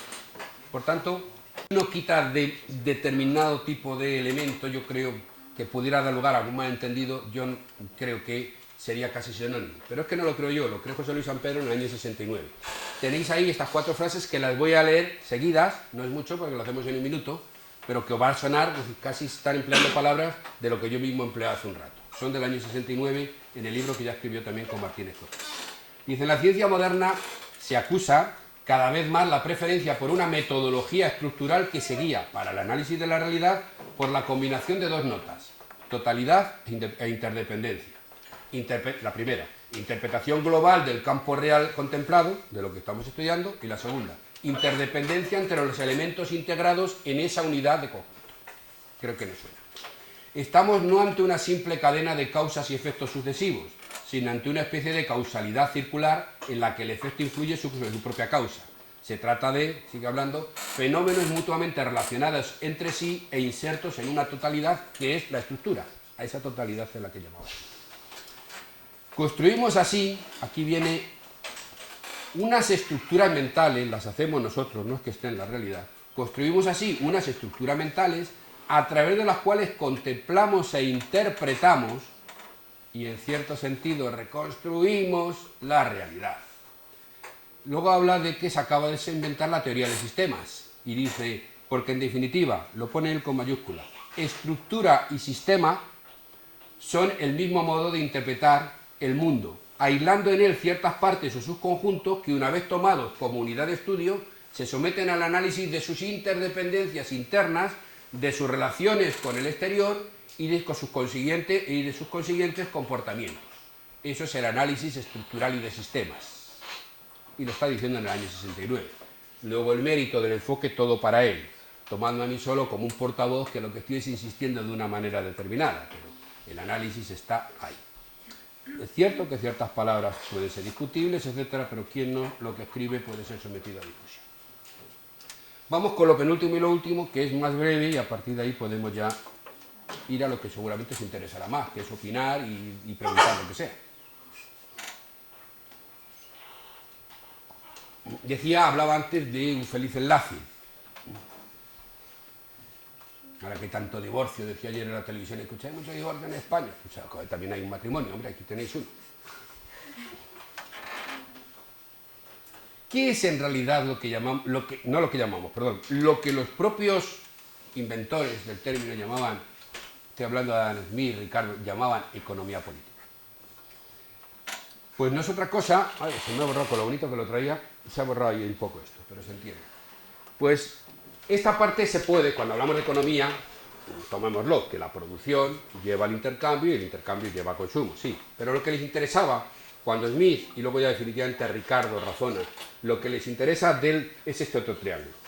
Aquí está la producción, lo que ellos llamaban la generación de excedentes, crear excedente, lo que llamaríamos renta, si hay producción se genera una renta, la distribución del excedente, la distribución de la renta y la acumulación de una parte de ese excedente para que la economía pueda seguir creciendo. De esto habían hablado otros antes. Los fisiócratas, antes hablaba con un compañero vuestro charlando de otras cosas, y nos salían los fisiócratas de la conversación, los fisiócratas para explicar lo que podía ser aquella situación de una agricultura predominante en la Francia preindustrial, etcétera, también hablaban de producción, también hablaban de distribución, para esa economía agraria, acumulación era más difícil que hablar, precisamente porque una economía autorreproductiva así. Pero en todo caso hablaban de esto. ¿Cuál es el paso adelante trascendental que van a dar Smith y Ricardo fundamentalmente? El que plantean que ese proceso, lo que llamaríamos un proceso económico de producción, distribución y acumulación, se da inserto en unas relaciones sociales, se da en la sociedad. De ahí que Ricardo dijera aquella frase célebre de no hay nadie que entienda cómo funciona la economía y el circuito y el proceso económico sin entender cómo se distribuye la renta, distribución entre las clases sociales. Ha metido esto que aquí está, se me ha cerrado, se me ha borrado un poco. Organización social. ¿Cómo está organizada la sociedad? Han metido, con otras palabras, luego emplearé otra más, han metido a la sociedad, han metido a las clases sociales. Depende quién acumule, la economía va a funcionar de una manera o de otra. Y depende de quién acumule, depende de quién capte la distribución de la renta, el excedente que él hablaba. Esto no deja de ser un enfoque, no me puedo extender porque entonces diríamos otra cosa, aunque ya sé que tiene más que ver con la economía, pero a mí me ficharon para hoy para hablar de lo sistémico estructural, que es de lo que está hablando. Lo que pasa que como un estiramiento, una extensión del tema del análisis, viene a cuento esto. Es decir, esa visión de lo que hacen los fundadores de la economía política facilita, iba a decir otra expresión, facilita las cosas para que alguien lo continúe y a su vez lo ponga patas arriba todo esto, que es Marx, que es el que dará la visión claramente sistémica sobre la economía. Pero esta visión, y en su forma más avanzada la que hará Marx, y la podemos matizar incluso diciendo alguna otra cosa 100 y pico años después, no deja de ser un enfoque. Es una manera determinada de decir, ¿tú cómo te acercas a la economía? Pues me acerco a la economía, voy a decirlo ya, a lo Marx, aunque Marx aquí lo diría de otra manera, pero ¿cómo te acercas a la economía? Pues me acerco pensando que la economía, la que tenemos, la que tenían ellos, Smith, Ricardo, Marx, finales del 18, principios del 19, mitad del 19, es una economía basada en la propiedad, en una producción que es de carácter privado, contrata a asalariados y produces para el mercado. Y por eso es tan clave ir al mercado para obtener el beneficio. Y como soy el propietario y el que contrata, el beneficio me pertenece a mí. Y como tengo un sistema por un lado donde quiero pasármelo pipa y vivir bien, pero sobre todo necesito competir con otros y necesito ir introduciendo una serie de cambios, no me puedo gastar en consumo todo lo que el beneficio, sino que tengo que reinvertir una parte para que continúe el proceso de acumulación en una escala cada vez mayor. Y el proceso de acumulación hace crecer a la economía y vuelta a empezar todo el circuito. Eso es una visión. Luego eso se puede plasmar en buenas o malas teorías de la distribución, de la distribución de la renta, del consumo y de infinidad de cosas más. Del conflicto que hay entre quien es contratado y quien se apropia privadamente del beneficio, conflicto distributivo, de ahí pueden salir un montón de teorías. Pero esto no es por ahora, de nuevo, creo que ya se me entiende a estas alturas de la exposición, esto es colocarte ahí, delante de la puerta. Lo que te permite luego tener un conocimiento de cómo funcionan las cosas son esas teorías que se pueden, que si esto es fértil, y yo creo que lo es, efectivamente posibilita el que pueda sacar mejores teorías. ¿Y qué hay aquí detrás? Pues hay un enfoque absolutamente sistémico, porque lo que está definiendo efectivamente toda esta visión es que esto es una cosa única, que es el capitalismo en funcionamiento. Matiz que digo que pondría es que a Marx le gustaría más poner aquí, en vez del dominio solo de poseedores, lo diría a su modo, y luego lo vamos a leer, que es las relaciones de producción. Bueno, pues el que quiera lo sigue diciendo a lo Marx 1850-60, bueno, puede decir con otros términos, pero la idea sustantiva es la misma, es decir, ahí no hay ningún problema. Esto es un enfoque. Es cómo se acerca uno a entender cuál es la realidad en la que vive, que es la del capitalismo, y por lo tanto, desde ese punto de vista, cabe entender el capitalismo como un sistema que tiene unos componentes y unas articulaciones. Y por cierto, como tiene una dinámica, es por lo que ha ido evolucionando a lo largo del tiempo, etcétera, etcétera. Entonces, esto se presta efectivamente a que pueda ser compatible la manera en cómo enfoca quien tenga una visión sistémica, de la manera en cómo ya en el campo específico de la economía, quien de verdad participe de una visión de economía política. Habrá gente que trabaja con la economía política y no trabaje necesariamente con el sistema, un enfoque sistémico, probablemente no será muy distinto, pero que no lo haya, O viceversa, hay gente que dice yo tengo un pensamiento sistémico y no trabajo con economía. Por eso estoy distinguiendo que son dos cuestiones que yo creo que la fertilidad llega con la pareja, en este caso. Yo creo que juntándolos somos más fértiles para entendernos en la economía. Y hablaba antes de dos posibles aplicaciones. Breves, y si esta parte es luego la que interesa, pues también luego la ampliamos, pero ya para acabar. Decía una, cómo contemplar, cuando hacemos estudio de la economía, de una economía, la economía española, la economía X, la de Nueva Zelanda, que la ignoro yo.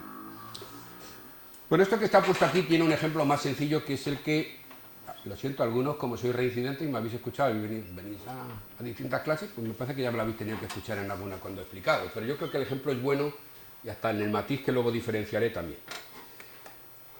¿Qué es? Pensemos esta mesa. Esto que es un objeto, no lo vamos a llamar objeto mesa, sino el objeto economía. Es una cosa que hay ahí adentro, es un solo objeto, visión de totalidad o de integralidad. ¿Cómo me puedo yo acercar a conocerla? Pues pensad que todo esto tiene unas tapas, tiene unas puertas. Si yo la abro por aquí, puedo captar determinado tipo de cosas. Por ejemplo, imaginaros que estoy hablando de la tapa, en la economía, de lo que llamamos la oferta, la producción. ¿Qué tipo de cosas se produce? Se produce con mucha dotación de capital, con mucho trabajo, qué relación capital-trabajo, qué se produce más, industria, qué tipo de industria, maquinaria, no sé cuánto. Yo estoy mirando desde aquí y lo que estoy viendo son determinado tipo de cosas. Ese es un determinado componente de esa totalidad que es la economía, en este caso una economía nacional, que es la oferta. Yo puedo ponerme a mirarlo por aquí y entonces capto otras cosas. Por ejemplo, imaginad que capto la demanda. Digo, no voy a repetir el ejemplito para todo porque se va entendiendo según voy hablando, y así además acabo antes, pero podríamos aplicarlo para acá. Si yo lo miro por aquí, lo que capto es, fundamentalmente, dado que existe una renta, cómo se distribuye entre consumo e inversión, qué parte es la que hace el gobierno, o qué parte son los sujetos privados, las empresas y los hogares, y qué parte está conectada con el exterior, exportaciones e importaciones. Por allí veo cómo se distribuye esa renta, qué partes captan los asalariados, qué parte captan los beneficios, dentro de los beneficios las empresas de tal tipo, las pequeñas, las grandes, o las empresas financieras, las empresas del otro. En cada uno de estos tres ejemplos, y podría seguir con los otros, sí que es verdad que cuando yo estoy mirando desde la oferta, o desde la demanda, o desde la distribución de la renta, ya veo ciertos hilos que están conectados. Pero no dejan de ser esas visiones parciales. Alguno todavía recordará hace un momento lo que planteaba cuando leía varias de las citas de José Luis San Pedro. Es decir, cogemos las partes que él le llamaba, lo que yo digo, los componentes, cogemos. Y ya vemos ciertas relaciones. Pero no deja de ser, eso no es la realidad en estudio. Eso es partes de la realidad interactuando o interrelacionándose con un conocimiento todavía limitado. Puedo seguir abriendo la otra. ¿Qué pasa ya en la relación con los movimientos de capital internacional? Como no sé qué. O puedo abrir cómo se comportan los agentes en función de qué tipo de leyes haya, de la capacidad organizativa de los trabajadores o de los empresarios, es decir, todo lo que sería el marco institucional. Podría seguir uno con otro. Cada etapa que yo voy abriendo, o mirándolo desde arriba o solo desde abajo, capto una parte, pero una parte de una realidad que es en sí mismo compleja, integral y una sola, que es lo que hay en esta mesa, que es la economía.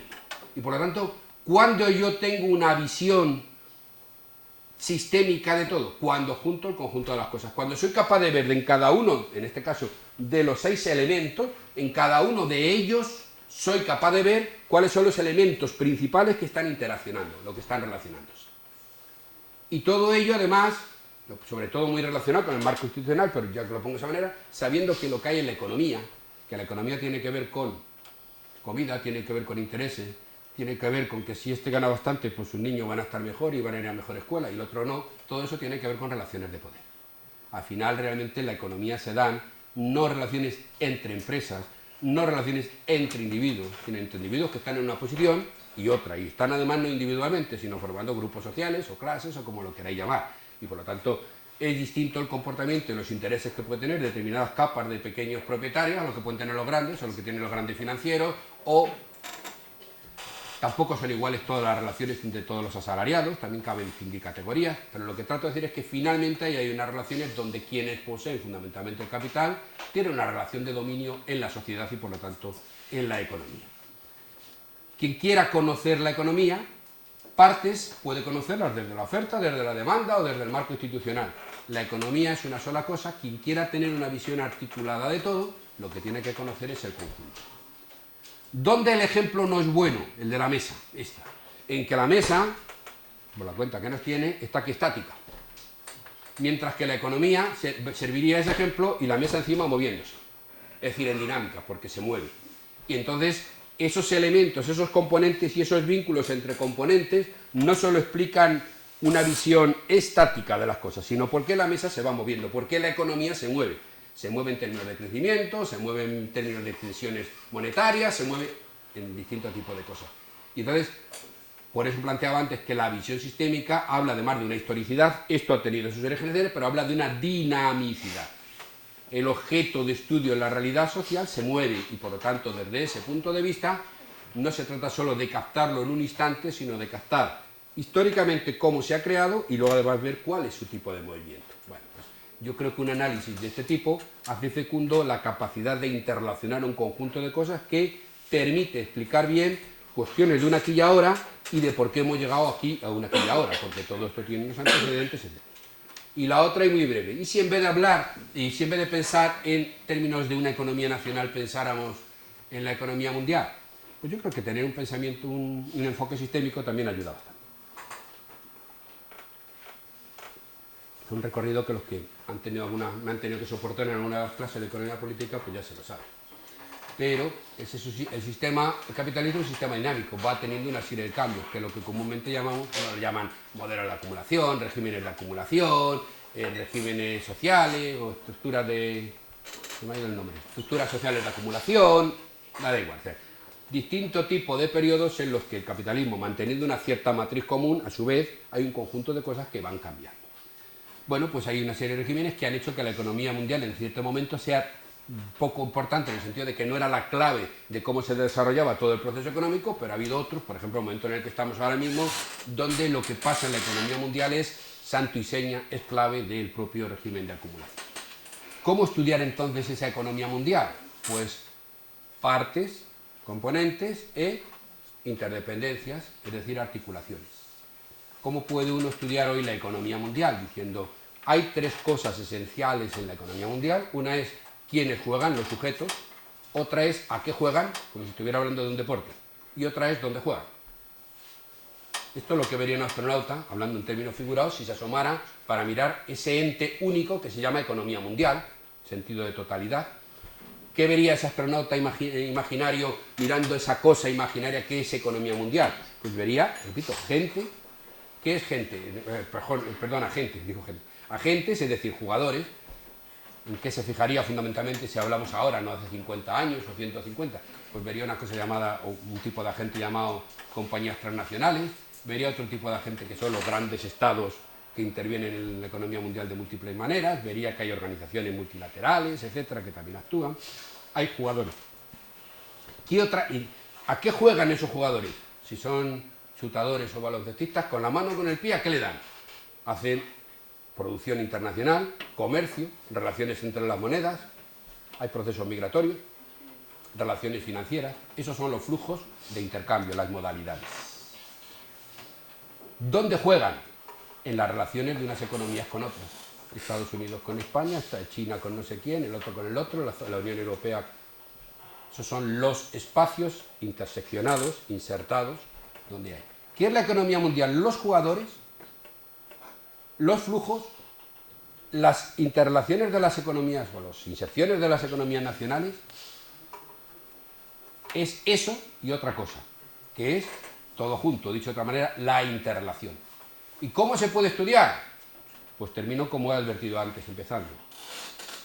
Primero separando, estudiando jugadores, es lo mismo de las tapas que he dicho antes. ¿Qué hacen las multinacionales? ¿Qué relaciones tienen con los estados? No sé cuánto. ¿Qué tipo de intercambios hay? ¿Qué relaciones hay entre jugadores e intercambios? ¿Qué economías son las que principalmente participan? ¿Qué relaciones hay entre los jugadores, los intercambios y eso? Y finalmente, ¿qué es conocer cómo funciona la economía mundial?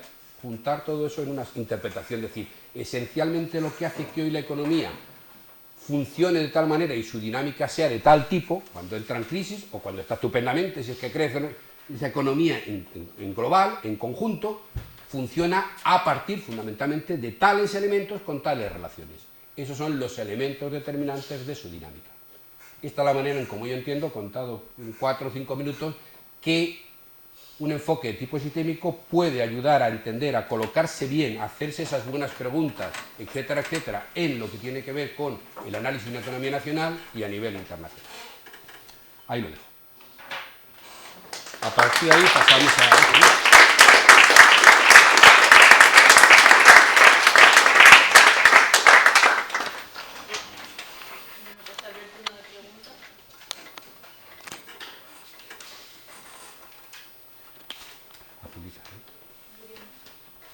Sí, yo tengo dos preguntas, Enrique. Si admitimos que la realidad no está estructurada de una determinada manera, sino que somos nosotros los que estructuramos la realidad, y si aceptamos también que esa estructuración de la realidad depende de elementos como el lenguaje o la cultura, ¿cómo sería posible el debate epistemológico entre dos culturas diferentes? Y la segunda pregunta, no sé si alguna vez te has tropezado con la teoría de los sistemas autopoiéticos. ¿Perdón? Que no sé si alguna vez te has tropezado con la teoría de los sistemas autopoiéticos. Auto, es que no termino de escuchar la palabra. ¿Auto? Poiéticos. Pues lo he escuchado, pero la verdad es que no... Sí sé que existe el término que se le da un sentido, pero Te iba a no... preguntar en qué sentido se vinculaba con este punto. Esas dos preguntas. Y la primera, ¿cómo empleabas el sentido del diálogo entre dos culturas? ¿En qué sentido estás empleando? Estructuren la realidad de forma diferente sobre la base del lenguaje o la cultura.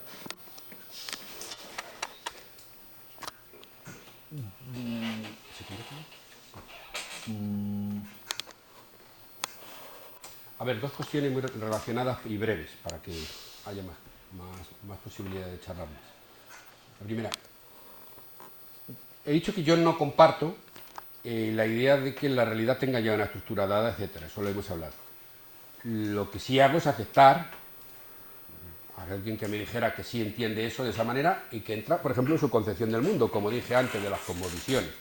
Lo que quiero decir es que no se necesita para nada eso. Probablemente le veo más contras que pros a aceptar eso, pero digamos que yo no lo planteo como una cuestión de oposición, sino de que no se necesita para razonar efectivamente un enfoque tipo sistémico o de tipo estructural, no se necesita para nada eso. Y le veo cierto incordio, pero en eso no voy a entrar. Pero no sería solo aplicado o llevado al término de el tipo de estructura. Cuando yo hablo tanto de lenguaje es porque Saussure lo que estudiaba era lenguaje, era lingüista. Bueno, realmente es el creador de la lingüística moderna. Eso es, quiero decir que no es que él lo empleara y dijera que cualquier estructura está compuesta de lenguaje, es que él estudiaba el lenguaje directamente y al lenguaje es el que le veía aquello. E igualmente podríamos decir de las cuestiones antropológicas, si es que fuera más por ahí el sentido de lo cultural, es decir, yo no he tratado de decir que cualquier estructura tenga que estar compuesta ni de lenguaje ni de elementos culturales, porque depende de lo que estuviéramos hablando. Es más, quienes concibieran ese planteamiento de realidad dada en el campo de la economía, probablemente ni tendrían que utilizar ninguna de estas dos cosas. Con lo cual te estoy diciendo que no, me es difícil contestar a la pregunta en el sentido de decir, ¿y cómo cuando conciben que ciertos elementos están dados en el lenguaje y en la cultura, cómo se establece el diálogo? Yo diría, saltándome del lenguaje y la cultura, por lo que te he dicho, que no necesariamente tendrían que ser atributos que estuvieran ahí, sino que depende de qué objeto es el que estudiaras, fueran esos o fueran otros los que cada cual le introduce, siempre al final, pero esto lo digo para esto que has preguntado, pero podía ser para otras 1000 cosas. Creo que al final todo esto, había un profesor que se jubiló hace un par de años, que era Antonio Ramos, que estas cosas las explicaba con mucha claridad. La primera cuestión de todo es la transparencia. Seguramente él lo llamaría a las dos que yo voy a decir honestidad. Pero la primera es la transparencia. La claridad en qué te está fundamentando. En ocasiones el problema de la falta de diálogo, entendiendo por diálogo la posibilidad de que gente que piense cosas distintas, en este caso a partir del enfoque, que es de lo que estábamos hablando, de los enfoques no se entiendan, tengan divergencias, en ocasiones es que con demasiada frecuencia y en la economía ni cuento, lo que no se hace es poner en claro inicialmente cuáles son los presupuestos de partida de cada cual. Entonces, al no haber presupuestos de partida, al no haber claridad de que yo estoy partiendo de esto y todo esto, sino todo va en implícito, estás estableciendo más bien barreras. Es que la capacidad de argumentación que cada cual haga a partir de lo que piensa, y este es el punto de apoyo inicial, cuál es el desarrollo, que aquello tenga algún tipo de respuesta, digamos, en términos de contraste. En general, probablemente esto es pedir como pues, que yo mismo suba al Everest, os lo puedo garantizar que no estoy en condiciones, y sobre todo que es que no lo he intentado nunca ni lo voy a intentar, con lo cual no lo llaméis fracaso, porque es que no lo voy a intentar siquiera. Es decir, pues yo diría que los economistas en general, la mayoría del mundo académico no va a fracasar en este intento, y no fracasará porque no lo intenta. Es decir, no hay apenas interés, trayectoria, tradición, todo lo que quiera más. A veces incluso elementos, receptáculos, donde efectivamente es muy escaso el grado de discusión que suele haber de este tipo, diciendo, si yo estoy opinando este A y tú estás opinando este B, vamos a localizar dónde puede estar el punto de divergencia. Puede estar en la propia posición de partida, que es distinta, lo que tendrá que ver más con el enfoque, o en la aplicabilidad del enfoque al argumento. Y bueno, si estuviera en estos segundos, pues vamos a ver qué dicen los datos. Vamos a contrastarlo. Se llegaría a ese nivel que digo que se entiende por qué este profesor que he citado diría honestidad diciendo cuántas ganas tenemos de verdad de poner en claro que tenemos divergencias y que querríamos, pese a que tenemos divergencias, intentar buscar puntos de superación. Puntos, porque a lo mejor es impensable, seguiremos pensando, pero en todo caso, ¿qué esfuerzo es el que hacemos por entender que en ocasiones pues, los malentendidos surgen o en el punto 0, o en el 2, o en el 4? Pues en realidad, digamos, eso se lleva, como que se lleva poco. Tengo entendido que en muchas disciplinas de las ciencias duras tampoco la cosa es... Pero en todo caso, si tuviera que hablar de la economía, creo que hay muy poco esfuerzo en ese sentido. Empezando porque hay muchas veces muy poca transparencia, precisamente en la cuestión de enfoque. Yo estoy partiendo de esta y esta. Y a partir de aquí, las premisas de mi análisis son A, B y C.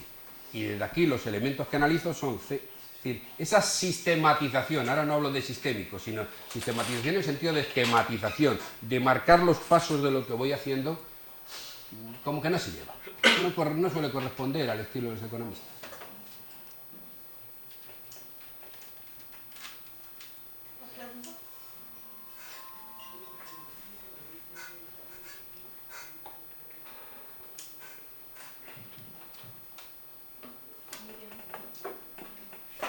No me ha quedado muy claro, solo una cosa, si se puede no tener cosmovisión. En el sentido que se suele dar al concepto y que suelen darlo precisamente los que de alguna manera comparten una determinada, te iba a decir, para mí sí está claro, voy a ver si soy capaz de explicarlo. No, una cosmovisión es decir, creo que básicamente las claves de cómo funciona el mundo son de tal tipo. Imagínate, desde visiones puramente que podría haber, si no habláramos solo de economía, pero sí que incumbe a muchas otras cosas de la sociedad. Y aquí digo con la economía porque no lo veo mucho como en ninguna ecuación. Desde ideas religiosas que se puedan tener de cómo funcionan, pero por ejemplo otras disciplinas sociales sí, pero sí que en cuestiones de economía, por ejemplo, muchísimo en qué medida la economía es lo que marca lo prioritario en cómo funciona la sociedad o no, en qué medida la economía es la que somete o está sometida a otros estadios, digamos, del funcionamiento de la sociedad, en qué medida lo contrario es la organización social la que determina la relación económica. Es decir, y a partir de ahí tú puedes incluso proyectarla hacia atrás en creer que tienes incluso toda una lectura de cómo ha funcionado la historia. Yo, lo he dicho bastantes veces a lo largo de muchos años, confieso que cuando era jovencito también lo creí, ya me gustaría decir, mira, os voy a explicar en 3 pinceladas cómo ha sido la historia. Me voy a casa más contento esta tarde que ni os cuento. Os juego con 2 cosillas. Estos son, por poner un ejemplo, habría otro. Estos son fuerzas productivas y estos relaciones de producción. Y con estas 2 cosillas os explico cómo ha funcionado toda la historia. Vamos, es que esta tarde me pongo luego a ver el partido de fútbol que hay, más contento, ni os cuento cuál. Solo con estas 2 cosillas os explico la historia. La concepción del mundo está sustentada en muchísimos elementos que son de creencias.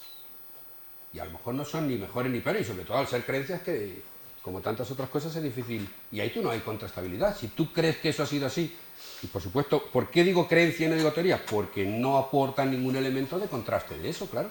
Lo dices y lo piensas y lo crees, y estás en tu perfecto derecho. Ahora, ¿todo el mundo cuando se acerca a elaborar economía tiene que tener ese tipo de concepción?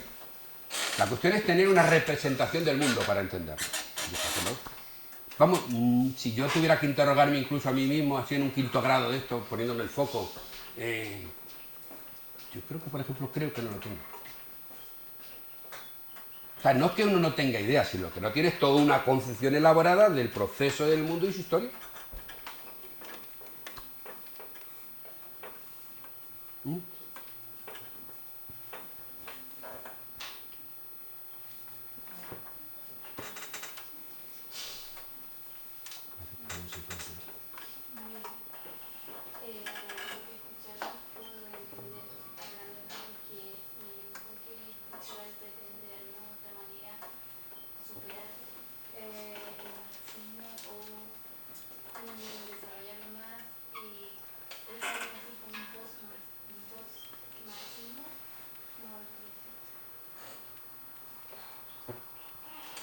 Yo no lo...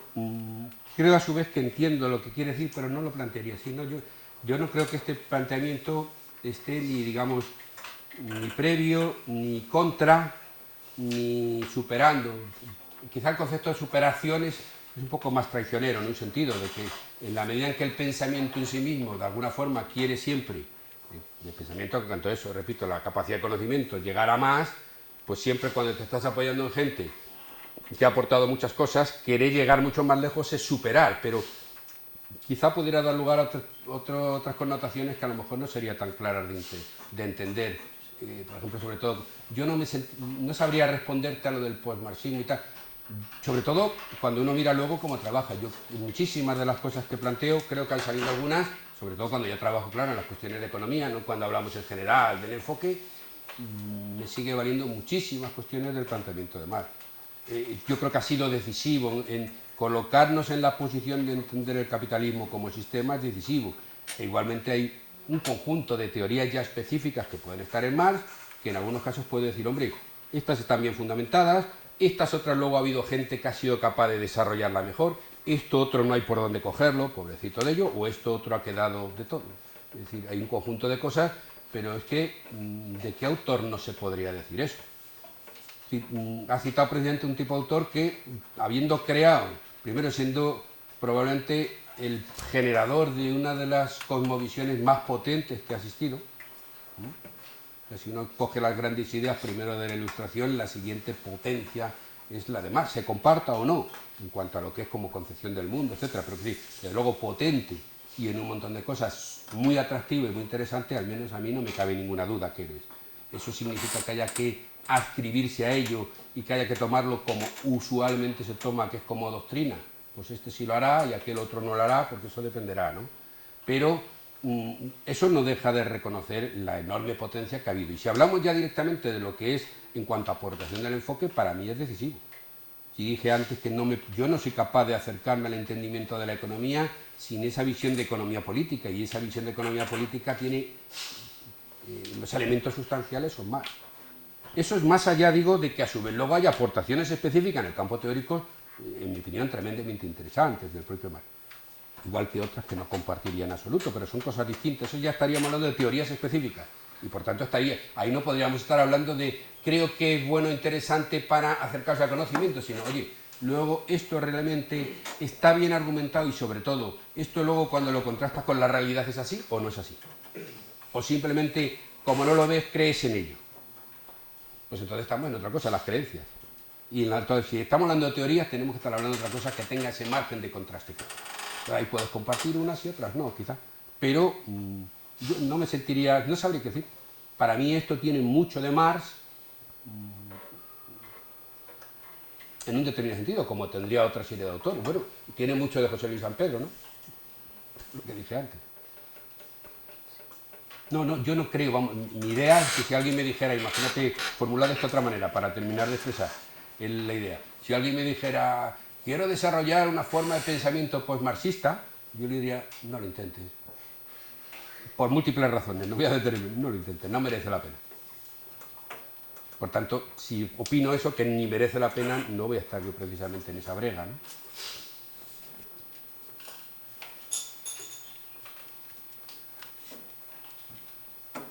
¿Qué cambios introdujo al surgir al marxismo desde el enfoque estructural?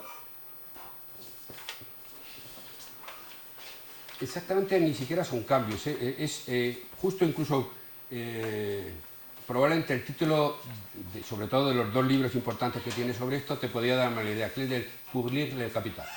o pour lire Marx, ya no me acuerdo, que es del año 60 y pico, para leer El Capital o para leer a Marx, ya no, era para leer El Capital, yo creo. Es que es la lectura entera de Marx, o sea, no es un cambio y voto. O sea, lo que viene a plantear es que realmente Marx aporta esas categorías estructurales desde el punto de vista de pensamiento que se corresponden con el análisis de lo que es la propia realidad. Es la realidad la que es de esa manera determinada, de por ejemplo infraestructura o base económica o base material y sobreestructura. Entonces él categoriza de una forma determinada cómo el marxismo es capaz de ser la única manera de acercarse a aquello. Entonces de alguna manera, creo que la frase suya, o me puedo equivocar en este caso, ha pasado tantos años de estas cosas,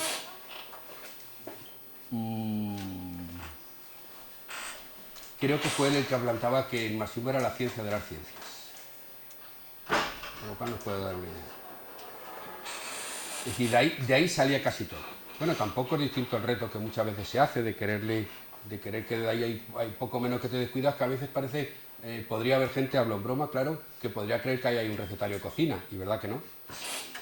No era un tema que le preocupara especialmente, es decir, no tiene ningún sentido, entre otras cosas, ni para lo bueno ni para lo malo. Pues todo el intento de decir que básicamente la base de pensamiento en todo lo que tenga que ver con cuestiones científicas está en Marx. También se han llegado a decir otro tipo de frases, si la queréis os la presto, el pensamiento más es todopoderoso. Entonces, ese tipo de visión de que ahí estaban las categorías esenciales desde donde se podía aprender, aprender no es aprendizaje, sino de aprender, de coger el conjunto de la propia realidad. Es una visión muy marcadamente de ese estructuralismo que dije al principio, que yo personalmente no comparto, llevado, digamos, a un extremo. ¿Por qué hizo mucha fama en su momento? Porque hubo una discípula suya, latinoamericana, Marta Hanecker, que lo hizo en forma de catecismo. Y entonces ya sabéis que todo aquello que es de catecismo y se puede recitar, pues es chachipiruli. Porque son frases hechas. Entonces, de alguna manera, esa idea de ese Marx omnicientífico, eso es lo que es Althusser, desde ese punto de vista.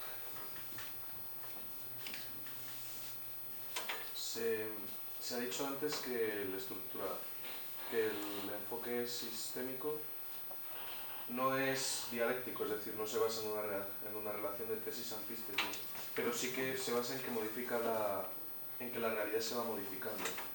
¿Cuáles son los métodos? O sea, ¿cuáles son los métodos? Las formas en las que se modifica la realidad según este enfoque, aparte de... Imagínate, por ponerlo de la manera más simple, puede haber determinada realidad donde lo que interviene son 3 o 5 elementos, no necesariamente uno y su opuesto. Por resumírtelo, es decir, trate de decir además que no se opone, si es que hay realidades donde efectivamente además queda muy claro, me refiero a los procesos de avance en tesis y antítesis, es decir, en oposición de contrarios, que era el término que no me salía. Pero hay otra serie de cuestiones que no se prestan a eso, esto es lo de siempre. Hay todo un conjunto de cosas, sabéis esa frase que habéis escuchado mil veces, lo de, dice, leña al mono hasta que hable inglés. No, si el problema del mono es que no puede hablar inglés, ni francés, ni español, ni castellano, ni nada de nada, es que no tienen capacidad para articular. Bueno, pues entonces, si la realidad es de una manera, yo lo que no puedo es cincelarla al golpe de martillazo, en este caso de método, diciendo por fuerza todo tiene que ser así. Tú observas que hay determinados elementos que se pueden prestar a eso. Por eso lo puse en el catálogo de cuestiones de que todo el enfoque estructural no es eso, pero no niega que parte de esos elementos también puedan servir en su momento. Pero simplemente sería ver que, ahí, sobre todo, por ejemplo, hay un filósofo, físico, metodólogo, todo eso junto, como queráis plantearlo, que es, pues me acaba de ir según estaba ampliando. ¿Quién me ayudaría? ¿El argentino? Bunge, muchas gracias. Mario Bunge, que tiene muchísimos ejemplos de eso, porque ha habido mucho tiempo que se ha peleado, digamos, con los dialécticos. Y bueno, su idea yo creo que finalmente será mío, si es que no es un problema mío, si es que cuando estudio determinadas realidades no se prestan a que haya una dupla y en oposición. Unos sí y otras cosas son mucho más complejas o muy distintas a esa. Entonces lo que tengo que tener es, en este caso, distintos métodos, pues ahí sí que hablo de métodos, incluso técnicas de análisis, según lo que quiera estar analizando, el tipo de realidad.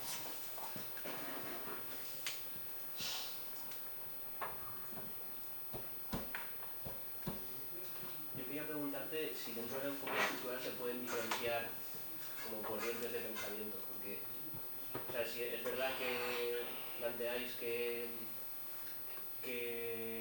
hay que estudiar las partes y por otro lado cómo se interrelacionan para entender el todo, pero hay corrientes que piensan que algunas de las partes es más importante que el resto, es decir, enfoques de oferta contra enfoques de demanda o algo así. Porque normalmente dentro del enfoque estructural lo que sobre todo se diferencia son enfoques de demanda. Bueno, yo creo que hay a la pregunta, al fondo de la pregunta le respondería sí, claro que hay diferencias grandes entre gente que puede utilizar el enfoque estructural y cómo utiliza la macroeconomía. Y entonces, claro, pero las discrepancias no vienen en sí por el lado del enfoque mismo estructural, sino por el lado de que uno entiende la dinámica económica, la macrodinámica o dinámica macroeconómica, como se le quiera llamar, y la explicación del comportamiento agregado de la economía, pensando en que efectivamente hay unos elementos. Esto que yo he puesto antes de esta bobadita, no está definido a priori si uno piensa que es por este lado, por el otro, por el otro. Hay algún guiño ahí por algún término, pero nada más. Pero perfectamente yo creo que en un análisis de tipo sistémico, no en una determinada concepción de la macroeconomía, deberían sentirse, en mi opinión, cómodo cualquier tipo, creo yo, ya sé que no es así, deberían sentirse cómodos cualquier tipo de economista que no fuera un orejero.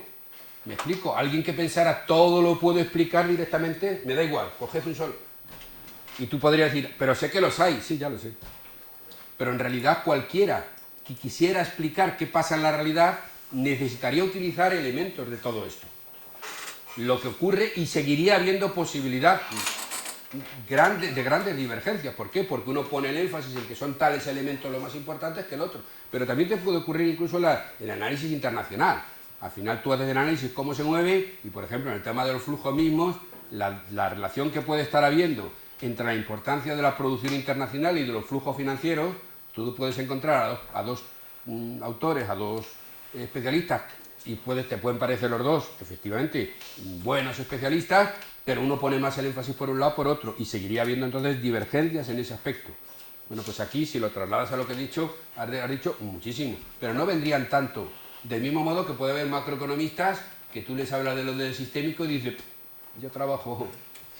En mi opinión es mejor trabajar con una visión de este tipo. Ahora, hay gente que fundamenta dinámicas macro donde no tiene que llevarse toda esta mochila, o lo hace de una manera súper simple, no sé. Pero sí, las divergencias, claro que pueden existir. Pero yo en este caso, en lo que has dicho de ejemplos de demanda, oferta, etcétera, vería que el enfoque distinto es en cómo fundamenta efectivamente el comportamiento del crecimiento. Ahí la divergencia estaría en qué tipo de teoría del crecimiento económico le parece a cada cual más interesante. La que utiliza, la que apoya.